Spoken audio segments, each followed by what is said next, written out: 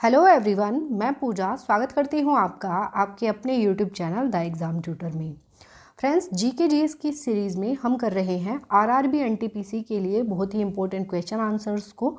और इस सीरीज़ में ये हमारी 9th वीडियो है और इन वीडियोज़ में आपको वही क्वेश्चंस मिलते हैं जो कि या तो प्रीवियस ईयर में एग्ज़ाम में पूछे जा चुके हैं या फिर जिनके पूछे जाने की पॉसिबिलिटीज़ काफ़ी ज़्यादा होती है।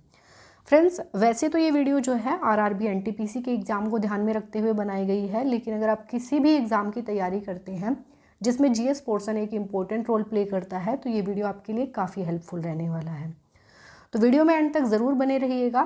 तो चलिए बिना देरी करते हुए बढ़ते हैं अपने क्वेश्चंस की ओर, जिसमें हमारा फर्स्ट क्वेश्चन है, leprosy is also known as, कुष्ठ रोग को किस नाम से जाना जाता है। तो फ्रेंड्स देखिए, जो ये लेप्रोसी डिजीज़ है ये एक लॉन्ग टर्म इन्फेक्शन है जो कि बैक्टीरिया के द्वारा होता है। और बैक्टीरिया का नाम क्या है? तो माइकोबैक्टीरियम लेप्री, माइकोबैक्टीरियम लेप्री के द्वारा जो है ये रोग होता है। और इस रोग को हैंसेंस डिजीज़ के नाम से भी जाना जाता है। किस नाम से? Hansen's disease. तो इस क्वेश्चन का आंसर हो जाएगा हमारा ऑप्शन बी। नेक्स्ट क्वेश्चन देख लेते हैं। नेक्स्ट क्वेश्चन है हमारा, जंतर मंतर इन दिल्ली वाज बिल्ट बाय महाराजा। दिल्ली में जंतर मंतर महाराजा डैश द्वारा बनाया गया था। किस महाराजा के द्वारा बनवाया गया था? तो जयपुर के महाराजा जय सिंह के द्वारा जो है दिल्ली का जंतर मंतर बनवाया गया था। और ये कब बनवाया गया था? तो 1724 ईस्वी में जो है इसका निर्माण किया गया था। और ये क्या है? तो ये एक ऑब्जर्वेटरी है जो कि टाइम को प्रिडिक्ट करने में हेल्प करता है। और जो हमारे सेलेस्टियल बॉडीज़ होती हैं जैसे कि सन, मून और जो अदर प्लैनेट्स होते हैं उनके मूवमेंट को प्रिडिक्ट करने में ये हेल्प करता है। तो याद रखिएगा, इस क्वेश्चन का आंसर हो जाएगा हमारा ऑप्शन बी, जयसिंह द्वितीय। नेक्स्ट क्वेश्चन देख लेते हैं। नेक्स्ट क्वेश्चन है हमारा, name the security force does not fall under union home ministry. उस सुरक्षा बल का नाम बताइए जो केंद्रीय गृह मंत्रालय के अंतर्गत नहीं आता है। तो फ्रेंड्स देखिए, रेलवे प्रोटेक्शन फोर्स या फिर आरपीएफ इसको कहा जाता है। तो रेलवे प्रोटेक्शन फोर्स जो है ये यूनियन होम मिनिस्ट्री के अंतर्गत नहीं आता है, ये मिनिस्ट्री ऑफ रेलवे के अंतर्गत आता है। और रेलवे प्रोटेक्शन फोर्स जो है ये एक सिक्योरिटी फोर्स है जो कि railway protection act 1954, railway protection act 1954 के तहत बनाया गया था। और ये किसके अंतर्गत आता है? तो मिनिस्ट्री ऑफ रेलवे के अंतर्गत आता है। तो याद रखिएगा। और जो हमारा एसएसबी है, सशस्त्र सीमा बल, बॉर्डर सिक्योरिटी फोर्स और Indo Tibetan border police force या आईटीबीपी जो है ये किसके अंतर्गत आते हैं? तो ये यूनियन होम मिनिस्ट्री के अंतर्गत आते हैं। याद रखिएगा, इस क्वेश्चन का आंसर बनेगा हमारा ऑप्शन सी। नेक्स्ट क्वेश्चन देख लेते हैं। नेक्स्ट क्वेश्चन है हमारा, the green house gas which is called laughing gas is. Green house gas जिसे हंसाने वाली गैस कहा जाता है कौन सी है? तो देखिए फ्रेंड्स, ग्रीन हाउस गैस जो कि जिसे एक लाफिंग गैस कहा जाता है या फिर हंसाने वाली गैस कहा जाता है वो है नाइट्रस ऑक्साइड। इसका जो केमिकल फॉर्मूला होता है N2O होता है और इसको डाई नाइट्रोजन ऑक्साइड या फिर डाई नाइट्रोजन मोनोऑक्साइड भी कहा जाता है। तो याद रखिएगा, इस क्वेश्चन का आंसर हो जाएगा हमारा option C, nitrous oxide. Next question देख लेते हैं। नेक्स्ट क्वेश्चन है हमारा, which one is called the dwarf planet. बोना ग्रह किसे कहा जाता है? तो देखिए, ये क्वेश्चन जो है ये आसान है। ड्वार्फ प्लैनेट हम सभी जानते हैं किसे कहा जाता है? प्लूटो को। प्लूटो को कहा जाता है ड्वार्फ प्लैनेट। नेक्स्ट क्वेश्चन देख लेते हैं। नेक्स्ट क्वेश्चन है हमारा, major part of biogas is. Biogas का प्रमुख भाग क्या है? ये टाइपिंग मिस्टेक है। बायोगैस का प्रमुख भाग क्या है? तो देखिए फ्रेंड्स, जो बायोगैस होती है उसमें मुख्य रूप से कौन कौन सी गैस होती हैं? तो उसमें मीथेन पाई जाती है, कार्बन डाइऑक्साइड पाई जाती है, हाइड्रोजन सल्फाइड गैस होती है और क्या होता है? मॉइस्चर होता है। लेकिन जो सबसे ज़्यादा मात्रा में पाई जाती है वो कौन सी पाई जाती है? वो पाई जाती है मीथेन। तो याद रखिएगा, इस क्वेश्चन का आंसर हो गया हमारा option C, methane gas. Next question की तरफ बढ़ते हैं। नेक्स्ट क्वेश्चन है हमारा, Mac OS was introduced by. Mac OS किसके द्वारा पेश किया गया था? तो देखिए फ्रेंड्स, ये क्या है? ये एक ऑपरेटिंग सिस्टम है जो अमेरिका की कंपनी एप्पल के द्वारा बनाया गया था। और कब बनाया गया था? तो 1984 में इसको बनाया गया था। तो याद रखिएगा, इसको किसके द्वारा बनाया गया है? तो एप्पल कंपनी के द्वारा इसको बनाया गया था। नेक्स्ट क्वेश्चन देख लेते हैं। नेक्स्ट क्वेश्चन है हमारा,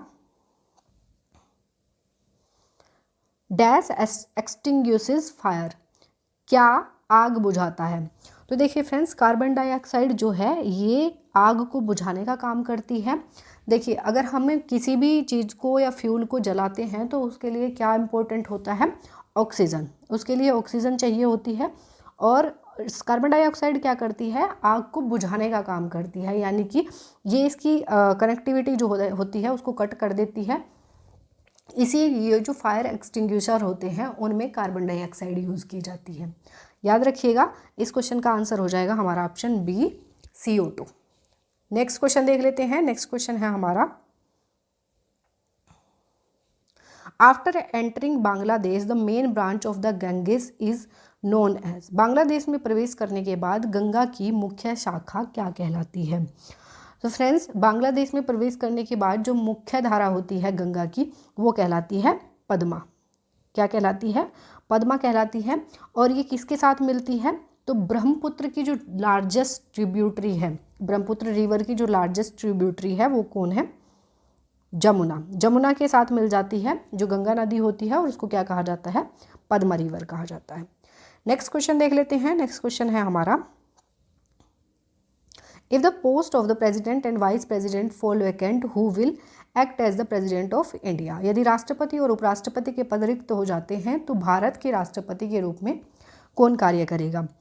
तो देखिए फ्रेंड्स, अगर राष्ट्रपति और उपराष्ट्रपति दोनों के ही पद रिक्त हो जाते हैं तो चीफ जस्टिस ऑफ इंडिया जो है उसके पद को संभालते हैं। तो याद रखिएगा, इस क्वेश्चन का आंसर हो जाएगा हमारा option C, chief justice of India, या फिर भारत के मुख्य न्यायाधीश। नेक्स्ट क्वेश्चन देख लेते हैं। नेक्स्ट क्वेश्चन है हमारा, an event happening once in 4 year is described as. 4 वर्ष में एक बार होने वाली घटना का वर्णन इस प्रकार किया जाता है। क्या कहा जाता है, 4 साल में एक बार होने वाली घटना को, तो इसको कहा जाता है क्वाड्रेनियल। क्या कहा जाता है, क्वाड्रेनियल। बायनियल यानी कि जो 2 साल में एक बार होती है, ट्राइनियल 3 साल में एक बार होने वाली, और पेरेनियल जो सदाबहार होती है, यानी कि 12 के मतलब परमानेंट रहती है, हर साल होती है, उसे कहा जाता है पेरेनियल। नेक्स्ट क्वेश्चन देख लेते हैं। नेक्स्ट क्वेश्चन है हमारा, एक जनरेटर कन्वर्ट्स, एक जनरेटर परिवर्तित करता है। क्या परिवर्तित करता है, मैकेनिकल एनर्जी को इलेक्ट्रिकल एनर्जी में कन्वर्ट करने का काम कौन करता है, ये करता है जनरेटर। और जो मोटर होता है वो इसके ऑपोजिट काम करता है। मोटर जो है इलेक्ट्रिकल एनर्जी को मैकेनिकल एनर्जी में कन्वर्ट करने का काम करता है। तो याद रखिएगा, इस क्वेश्चन का आंसर हो जाएगा हमारा ऑप्शन ए। नेक्स्ट क्वेश्चन की तरफ बढ़ते हैं। नेक्स्ट क्वेश्चन है हमारा, which one is not a network protocol. कौन सा नेटवर्क प्रोटोकॉल नहीं है। तो फ्रेंड्स देखिए, इसमें जो HTML है ये एक लैंग्वेज है, इसकी फुल फॉर्म होती है हाइपर टेक्स्ट मार्कअप लैंग्वेज। ये एक स्टैंडर्ड मार्कअप लैंग्वेज होती है और इसका उपयोग किया जाता है वेब पेजेस को बनाने में, और जो वेब एप्लीकेशंस होते हैं उनको बनाने में जो है HTML का यूज़ किया जाता है। अब SSH क्या है, SSH की फुल फॉर्म होती है secure socket shell. PPP point to point protocol. POP होता है पोस्ट ऑफिस प्रोटोकॉल। तो फ्रेंड्स देखिए, जो ये हैं हमारे, ये तीनों क्या हैं, नेटवर्क प्रोटोकॉल हैं, और जो HTML है ये एक लैंग्वेज है। तो आंसर हो जाएगा हमारा ऑप्शन बी। नेक्स्ट क्वेश्चन देख लेते हैं। नेक्स्ट क्वेश्चन है हमारा, national air quality index is determined on the basis of concentration of dash pollutants. राष्ट्रीय वायु गुणवत्ता सूचकांक कितने प्रदूषकों की सांद्रता के आधार पर निर्धारित किया जाता है। तो देखिए फ्रेंड्स, जो हमारा नेशनल एयर क्वालिटी इंडेक्स होता है ये कितने पोल्यूटेंट्स की कंसंट्रेशन के आधार पर निर्धारित किया जाता है, तो 8 पोल्यूटेंट्स की कंसंट्रेशन इसमें देखी जाती है। कौन कौन से, तो देखिए particulate matter 10, particulate matter 2.5, nitrogen dioxide, sulphur dioxide, और कार्बन मोनोऑक्साइड, ओजोन, और अमोनिया NH3, और लेड। ये 8 पॉल्यूटेंट्स होते हैं जिनकी कंसंट्रेशन डिटरमाइंड करती है किसको, जो नेशनल एयर क्वालिटी इंडेक्स होता है उसको। याद रखिएगा, इस क्वेश्चन का आंसर हो जाएगा हमारा ऑप्शन डी 8। नेक्स्ट क्वेश्चन देख लेते हैं। नेक्स्ट क्वेश्चन है हमारा, motion of A spinning top is an example of. घूमते हुए शीर्ष की गति एक उदाहरण है। किसका उदाहरण है, तो ये है सेंट्रीपिटल फोर्स का। जो motion of A spinning top होती है ये किसका एग्जाम्पल है, ये है centripetal force. Option will be A. Next question देख लेते हैं। नेक्स्ट क्वेश्चन है हमारा, विच वन इज एंटीवायरस। कौन सा एंटीवायरस है, इनमें से कौन सा एंटीवायरस है, तो डॉक्टर वेब जो है ये क्या है, ये एक एंटीवायरस है और इसे किसने बनाया था, तो रशियन एंटी मालवेयर कंपनी के द्वारा जो है ये डॉक्टर वेब बनाया गया था। और कब बनाया गया था, 1992 में इसको बनाया गया था और ये रशिया का पहला एंटीवायरस था। याद रखिएगा, इस क्वेश्चन का आंसर हो जाएगा हमारा option D, doctor web. Next question देख लेते हैं। नेक्स्ट क्वेश्चन है हमारा, Losoong festival is popular in. Losoong उत्सव कहाँ लोकप्रिय है। लोसुंग फेस्टिवल कहाँ पर मनाया जाता है, तो ये सिक्किम में मनाया जाता है। किस राज्य में मनाया जाता है, सिक्किम राज्य में जो है लोसुंग फेस्टिवल मनाया जाता है। अब सिक्किम राज्य के और भी कुछ फेस्टिवल हैं, उनको देख लेते हैं। तो देखिए, सोनम लोचार, सोनम लोचार, कुछ अजीब से नाम हैं लेकिन आपको ये याद करने पड़ेंगे क्योंकि एग्जाम में पूछे जाते हैं। लोसर, लोसर भी कहाँ पर मनाया जाता है, सिक्किम में मनाया जाता है। माघे संक्रांति, संक्रांति जो है ये भी कहाँ पर मनाया जाता है, सिक्किम में मनाया जाता है। सकेवा काफ़ी इम्पोर्टेंट है, एग्जाम में पूछा गया है। और सागा दवा, सागा दवा जो है ये भी काफ़ी इम्पोर्टेंट है, एग्जाम में पूछा जाता है। और एक और है, ये भी याद रखिएगा, तोमू लोचर, तोमू लोचार जो है ये सब कहाँ के फेस्टिवल हैं, ये कहाँ मनाए जाते हैं, सिक्किम में मनाए जाते हैं। याद रखिएगा। नेक्स्ट क्वेश्चन देख लेते हैं। नेक्स्ट क्वेश्चन है हमारा, the most popular folk dance of Tamil Nadu is. Tamil Nadu का सबसे लोकप्रिय लोक नृत्य कौन सा है, लोकप्रिय लोक नृत्य कौन सा है। तो देखिए फ्रेंड्स, अभी सिक्किम राज्य से संबंधित क्वेश्चन आया था, अब तमिलनाडु से आया है, तो ये फोक डांसेस वगैरह काफ़ी इंपॉर्टेंट होते हैं, इनको आप याद रखिएगा, याद करके जाइएगा। तो इसमें जो सबसे लोकप्रिय लोक नृत्य है वो है कारागम। तमिलनाडु में मनाया जाता है क्या है, कारागम। अब तमिलनाडु के और भी कुछ फेस्टिवल है जैसे कि काराकोट्टम, काराकोट्टम ये भी कहाँ पर मनाया जाता है, तमिलनाडु में मनाया जाता है। कवाडी अट्टम या फिर कवादी अट्टम कहा जाता है इसको, कवादी अट्टम ये भी कहाँ पर मनाया जाता है, ये भी तमिलनाडु में मनाया जाता है। पोइक्कल, पोइक्कल ये भी कहाँ पर मनाया जाता है, ये भी तमिलनाडु में मनाया जाता है। और कुथिरई अट्टम, कुथिरई अट्टम जो है ये भी कहाँ के हैं फोक डांसेस, ये भी तमिलनाडु के हैं। और भरतनाट्यम तो हम सभी जानते हैं, ये क्या है, ये क्लासिकल डांस है। तो फ्रेंड्स देखिए, और ये कुडियट्टम जो है ये केरला में मनाया जाता है, केरला में मनाया जाता है। यक्षगान कर्नाटका का है, ये क्लासिकल डांस है कर्नाटका। और कथकली ये भी केरल का है। याद रखिएगा। तो इस क्वेश्चन का आंसर हो जाएगा हमारा ऑप्शन ए। नेक्स्ट क्वेश्चन देख लेते हैं। नेक्स्ट क्वेश्चन है, the technique used for printing reserve bank of India appearing on the face of the Indian currency notes is. भारतीय मुद्रा नोटों के ऊपर अंकित भारतीय रिजर्व बैंक को छापने के लिए किस तकनीक का उपयोग किया जाता है। तो फ्रेंड्स देखिए, जो भारतीय मुद्रा होती है, जो नोट होते हैं उनके ऊपर जो भारतीय रिजर्व बैंक को छापने के लिए जो तकनीक उपयोग की जाती है उसको क्या कहा जाता है, उसको कहा जाता है इंटैग्लियो प्रिंटिंग। क्या कहा जाता है, इंटैग्लियो प्रिंटिंग कहा जाता है। Option A will be the right answer.